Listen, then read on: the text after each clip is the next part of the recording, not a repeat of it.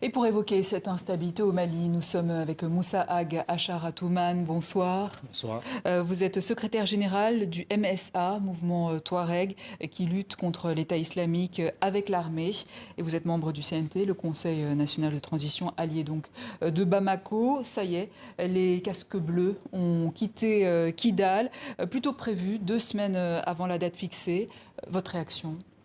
Bon, ma réaction, elle est toute simple. En fait, ces forces internationales au Mali n'ont pas vocation à rester éternellement chez nous. Tôt ou tard, elles devront quitter le territoire.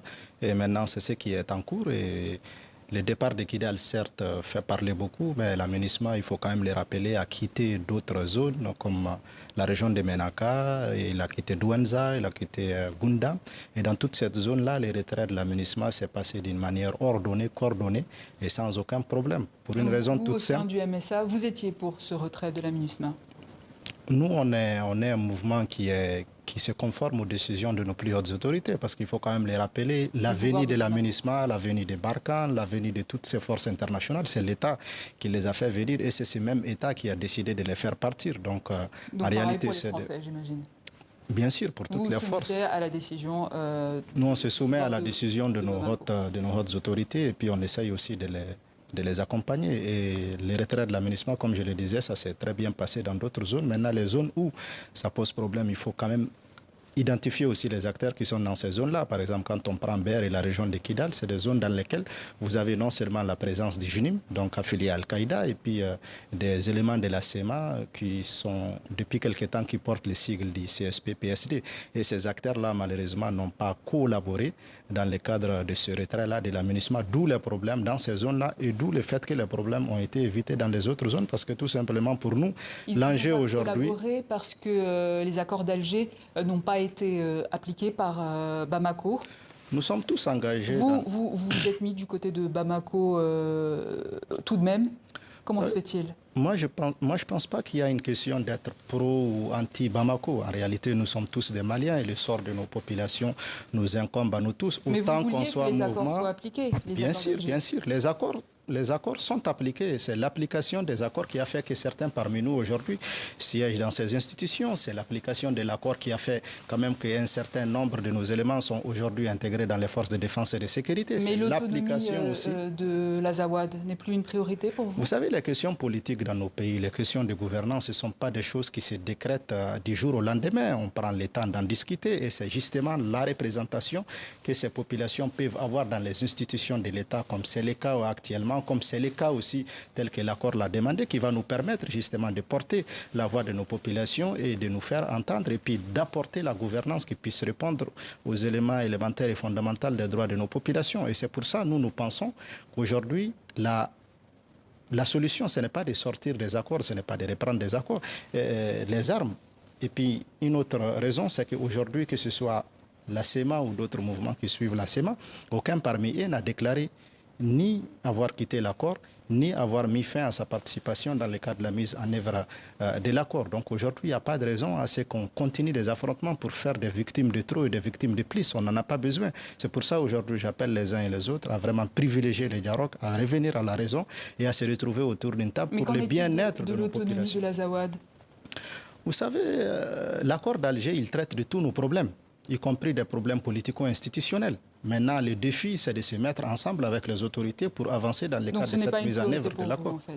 Non, pas du tout, puisque l'argument même qui est mis en avant par ceux-là qui sont les voix autorisées du CSP-PSD n'ont pas dit qu'ils mettent fin à leur participation à l'accord, n'ont pas dénoncé l'accord d'Alger, n'ont pas dit qu'ils quittent définitivement l'accord d'Alger.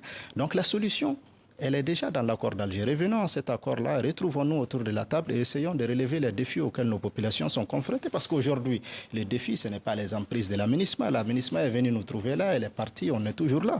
Les défis aujourd'hui, c'est de protéger nos populations contre les groupes djihadistes, notamment l'État islamique dans la zone dite des 3 frontières, qui a massacré plus de 1000 civils dans ces zones-là. Et malheureusement, nous n'avons pas vu la réaction de la plupart de ces Justement, que mouvements. va-t-il se passer désormais après ce retrait de la MINUSMA à Kidal? Aujourd'hui, le départ de la MINUSMA, c'est une occasion même pour les Maliens pour se retrouver et ensemble affronter leur avenir et leur devenir.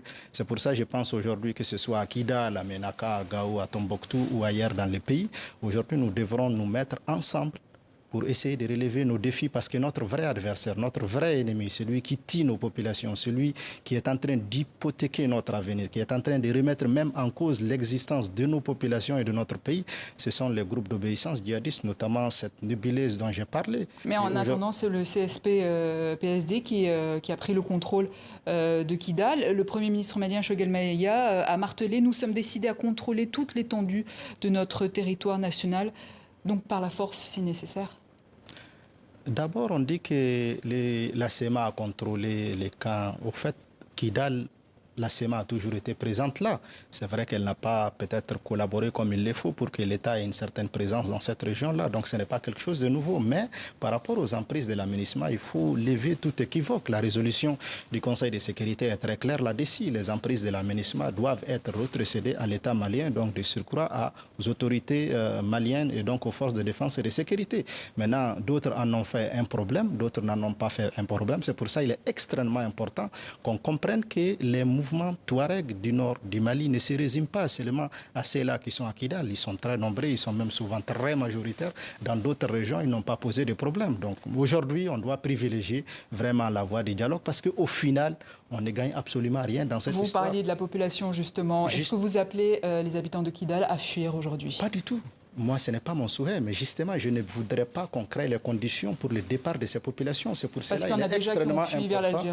Il est extrêmement important à ce que les dialogues soient repris et que tout ça se passe, c'est-à-dire dans la symbiose, parce qu'au-delà de Kidal, aujourd'hui, des villes comme Adialhog, des villes comme Tessalit, des villes comme Ber, là où on a posé des problèmes, en réalité, toutes les populations, on les a envoyées vers des camps de réfugiés. Ce n'est pas ça notre objectif. Nous, notre objectif, notre combat, la cause, le Qadiyya qu'on défend tous, en réalité, c'est celle d'envoyer nos enfants à l'école, c'est celle de stabiliser nos communautés, c'est celle de donner un avenir meilleur à nos jeunes. Mais malheureusement, aujourd'hui, en se comportant de la sorte, on n'aide pas nos populations. Moussa Ag Achar Atoumane, merci. Je rappelle que vous êtes secrétaire général du MSA et que vous êtes membre du CNT, le gouvernement de transition au Mali.